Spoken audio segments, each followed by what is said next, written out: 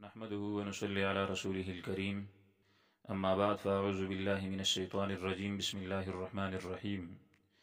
فإذا قضيت الصلاة فانتشروا في الأرض وابتغوا من فضل الله صدق اللہ العظیم۔ برادران اسلام، دنیا میں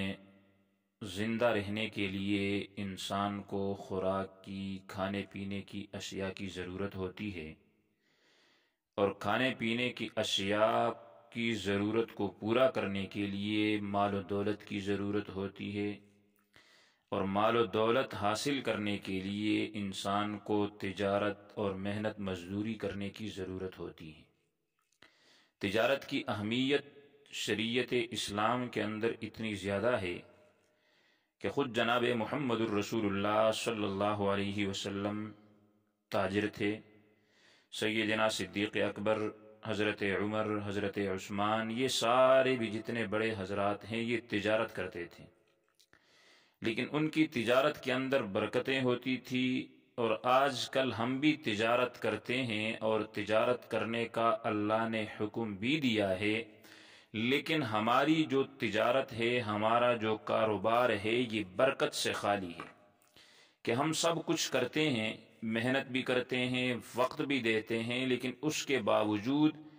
ہمارے کاروبار کے اندر برکت نہیں ہوتی۔ تو اس لیے آج جو ہم نے بات کرنی ہے وہ اس حوالے سے کہ ہم کامیاب تاجر کیسے بنیں۔ تو کامیاب تاجر بننے کے لیے ہمیں شریعت اسلامیہ کے کچھ اصولوں پہ عمل کرنا ہوگا۔ جب ان اصولوں پہ ہم عمل کریں گے تو انشاءاللہ ہمارے کاروبار کے اندر برکت ہوگی اور پریشانیوں سے اللہ رب العزت ہمیں نجات عطا فرما دیں گے۔ تو تجارت کا جو پہلا اصول ہے وہ یہ ذہن میں رکھیں کہ تجارت کرنے والا جو تاجر ہے یہ شرعی مسائل سے واقف ہو۔ شرعی مسائل سے واقف ہونے کا مطلب یہ ہے کہ شریعت کی روح میں انسان کو تجارت کس طریقے پہ کرنی چاہیے۔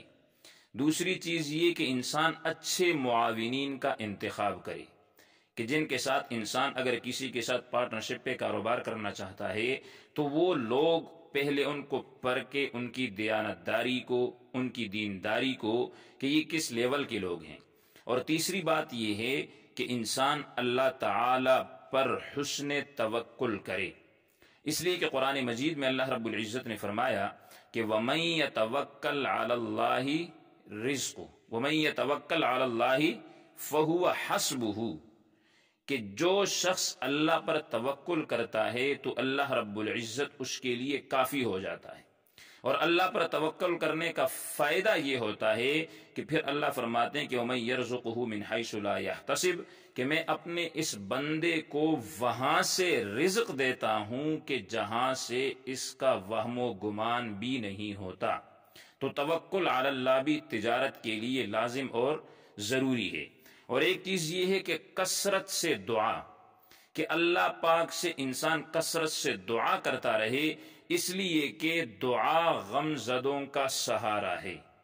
دعا کرنے سے انسان کے دل کو سکون ملتا ہے،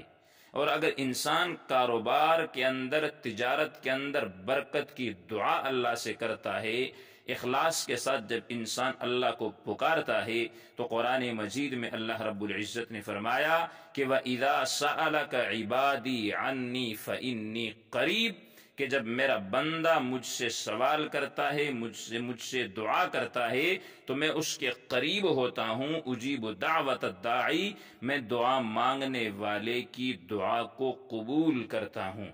تو اس لیے تجارت کے ساتھ ساتھ ہمیں اللہ رب العزت سے دعا بھی کرنی چاہیے۔ اور ایک چھٹی بات یہ ذہن میں رکھیں، جو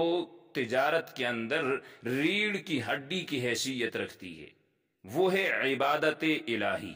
اللہ کی عبادت۔ اب دیکھیں، کاروبار کے لیے ہم صبح کو اٹھتے ہیں دکان پر جانے کے لیے، پورا دن ہم کاروبار کرتے ہیں، تو اس لیے عبادت الہی جو ہے یہ تجارت کے اندر لازم اور ضروری ہے کہ جب مسجد میں مؤذن اذان دے تو پھر ہماری دکان کا شٹر نیچے ہو جانا چاہیے۔ ہم مسجد میں آئیں، نماز پڑھیں، اللہ کی عبادت کریں، قرآن کی تلاوت کریں اور پھر آپ دیکھیں کہ آپ کے اس تھوڑے سے کاروبار کے اندر رب ذوالجلال کتنی برکت عطا فرما دیتا ہے۔ اسی طرح تجارت کے لیے جو ایک انتہائی اہم چیز ہے، جس کے بارے میں پیارے پیغمبر جناب محمد الرسول اللہ صلی اللہ علیہ وسلم کا فرمان بھی ہے کہ آپ صلی اللہ علیہ وسلم نے فرمایا کہ اے میرے اللہ، میری امت کے لوگوں کے صبح کے وقت میں برکت عطا فرما دے۔ یعنی مطلب یہ جیسے اب دیکھیں نا، ہمارا نظام الٹا ہے۔ شریعت کہتی ہے کہ رات کو جلدی سویا جائے اور صبح کو جلدی اٹھا جائے، اس لیے کہ جب انسان صبح کو جلدی اٹھتا ہے،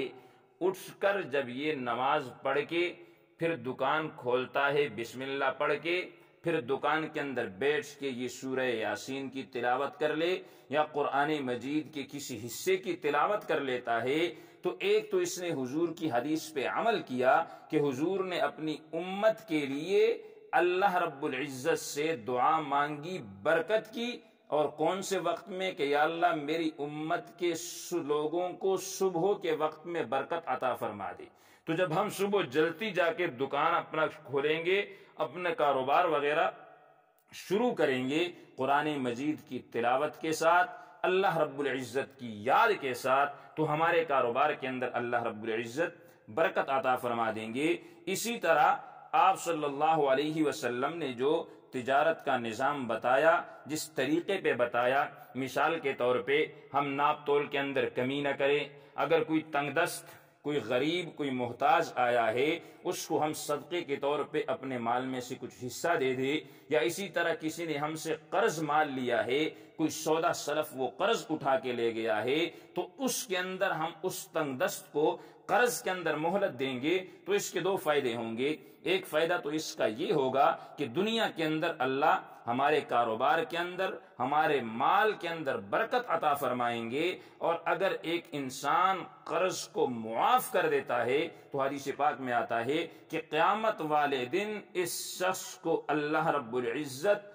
اپنے عرش کے سائے میں جگہ عطا فرمائیں گے کہ وہ ایسا دن ہے کہ جس دن اللہ کے عرش کے سائے کے علاوہ انسان جتنا مرضی کوشش کر لے، لیکن اس کے علاوہ کہیں انسان کو سایہ نہیں مل سکتا، تو اس کی بھی بڑی فضیلت ہے۔ اور اسی طرح اپنے کاروبار کے مال میں سے زکوٰۃ کا ادا کرنا، کیونکہ زکوٰۃ یہ غریبوں کا حق ہے، اور جب انسان تجارت کرتا ہے اور اس تجارت میں سے ہم غریبوں کا حق ادا کریں گے، تو جو ہمارا حق ہوگا اللہ وہ ہمیں دے گا، اور ساتھ میں اللہ رب العزت ہمیں برکتوں سے بھی نوازے گا۔ اللہ رب العزت سے دعا ہے کہ اللہ ہمیں اسلامی طریقے پر تجارت کرنے کی توفیق عطا فرمائے۔ وآخر دعوانا ان الحمد للہ رب العالمین۔